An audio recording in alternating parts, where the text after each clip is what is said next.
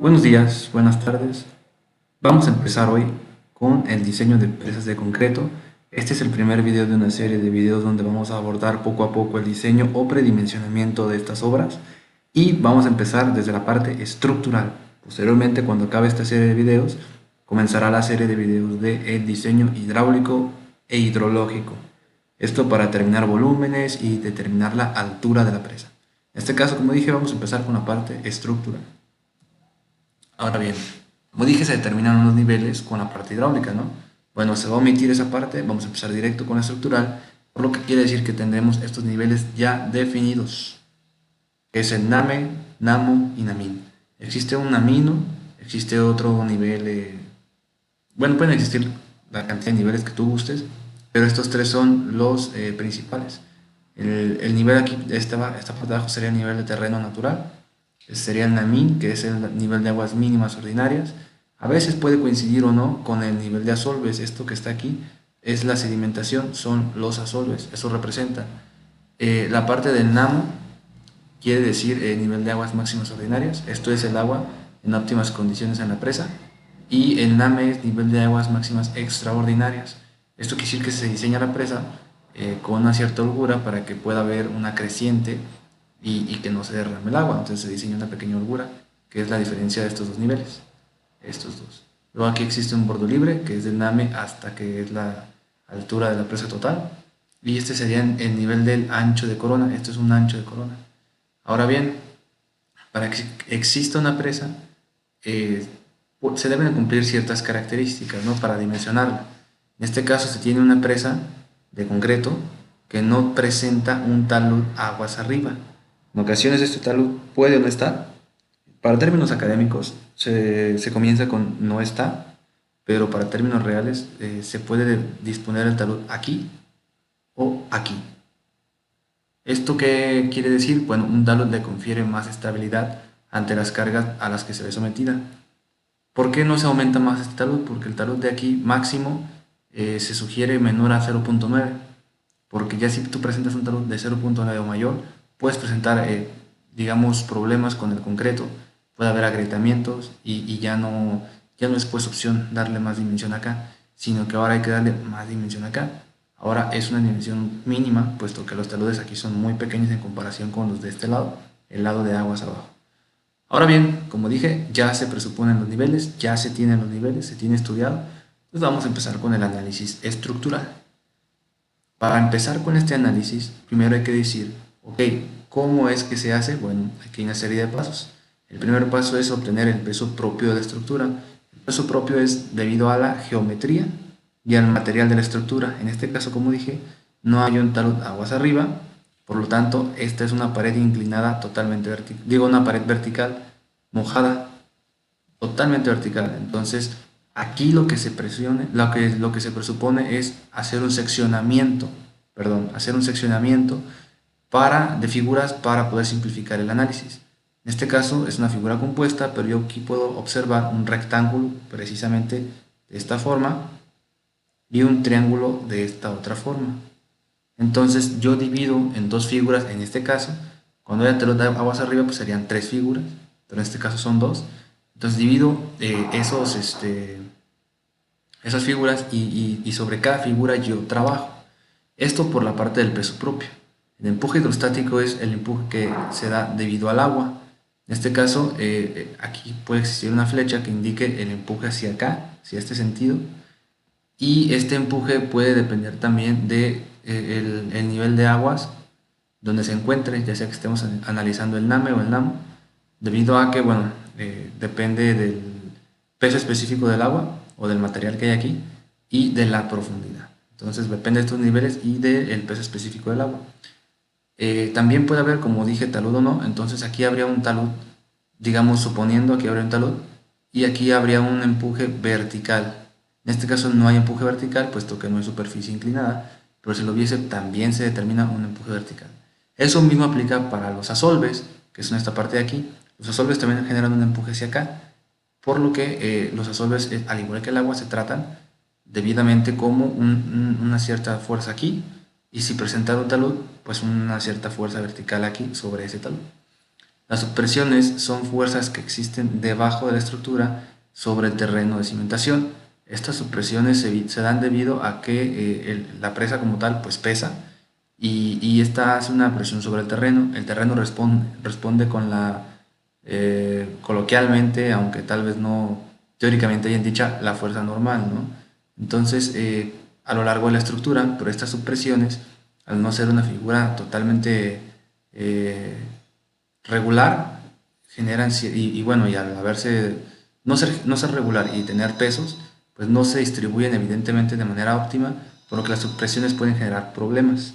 Hay que revisar las subpresiones debido a la geometría de la presa. En este caso, bueno, también después existe el análisis por sismo en la presa, que en este caso, por este método de coeficiente sísmico, es determinar un coeficiente sísmico de la zona del lugar y multiplicarlo por los pesos propios de cada figura. Ahora bien, también existe la relación de que, bueno, cuando hay un sismo, también el agua se mueve y genera un empuje, pues hay una formulación que es una simplificación de una fórmula donde se generan integrales, y esta formulación es de Sangan, se conoce como formulación de Sangan, en un texto que se llama Small Dams o pequeñas presas. Bueno, rápidamente, para determinar esto es crucial, puesto que para cualquier tipo de análisis vamos a necesitar esto, que es el seccionamiento, como les platiqué. Y bueno, dice determinar los esfuerzos y los centros de gravedad de las figuras con respecto al eje. Ahí les va, se genera un eje, esta es la base de la presa, y se genera un eje un tanto imaginario a la mitad. ¿Esto para qué? Para comenzar a analizar las figuras. En este caso, como aquí dije, hay dos, puede aquí haber una tercera figura, pero pues no es el caso. Como hay dos, se determina el centro de gravedad de cada figura. Es un rectángulo, bueno, pues su centro de gravedad está a la mitad de la figura. Es un triángulo, está a un tercio de abajo hacia arriba y a un tercio de izquierda a derecha. Por lo tanto, tengo ya determinados los centros de gravedad, y lo que se procede a hacer es determinar la distancia. ¿Para qué? Aquí dice para poder determinar los momentos debidos a cada fuerza presente. Ustedes saben que momento es fuerza por distancia. Entonces, si yo tengo aquí un peso propio de este rectángulo y otro de este triángulo, y tengo la ubicación de su centro de gravedad, pues puedo determinar con esta distancia y con esa fuerza un momento estabilizador o desestabilizador. Bueno, deberíamos ver, pero determinamos un momento. Ahora bien, como les dije, la forma para hacerlo es de esta manera, es dividir entre dos, y por lo tanto vamos sumando esta pequeña distancia que existe desde la pared totalmente vertical hasta el punto X del rectángulo, donde está el centroide, y digamos nos daría una distancia Y, ¿no? O una distancia J. A esa distancia J hay que restarle la mitad de la base de la presa. Por lo tanto, quedaría una distancia negativa. Si el ancho de corona, este de aquí, nos da 10 metros, la distancia aquí del eje, del centro de gravedad, sería 5 metros para cada lado, ¿no? Entonces comenzaríamos de aquí para acá, 5 metros. ¿Ok? Entonces ya tengo esta distancia. Pero me hace falta esta distancia, que es realmente la que necesito para para determinar el momento, porque es del eje hacia el centro de gravedad, del eje hacia el centro de gravedad. Por lo tanto, tengo que esta distancia sería base entre 2 de toda la figura, y sería base entre 2,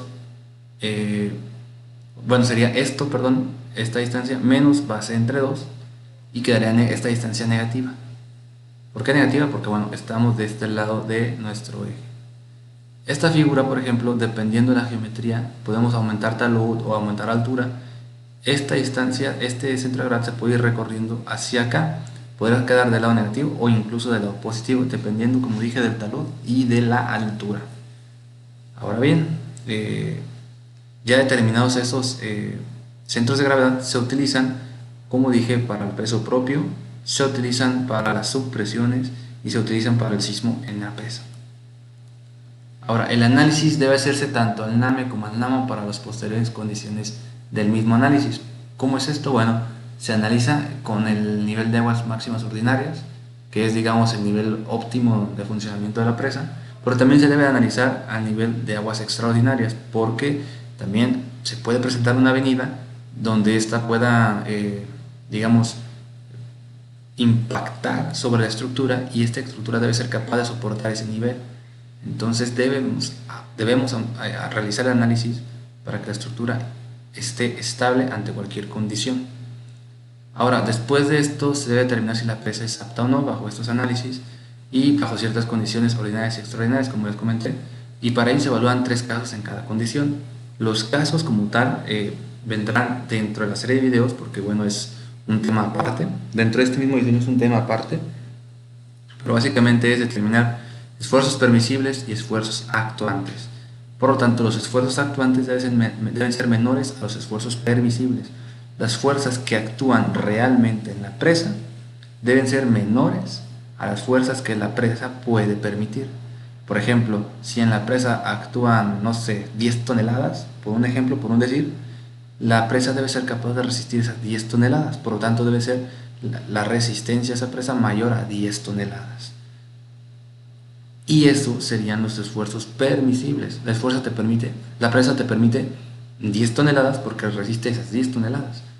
Pero si los esfuerzos permisibles son menores a los actuantes, bueno, pues se da una condición de falla. Como dije en el siguiente video, bueno, dentro de esta serie de videos analizaremos las condiciones y analizaremos cada parte de estos digamos, análisis por separado para determinar las condiciones, porque para cada uno depende la geometría, depende el tipo de material, depende el nivel del agua, etcétera.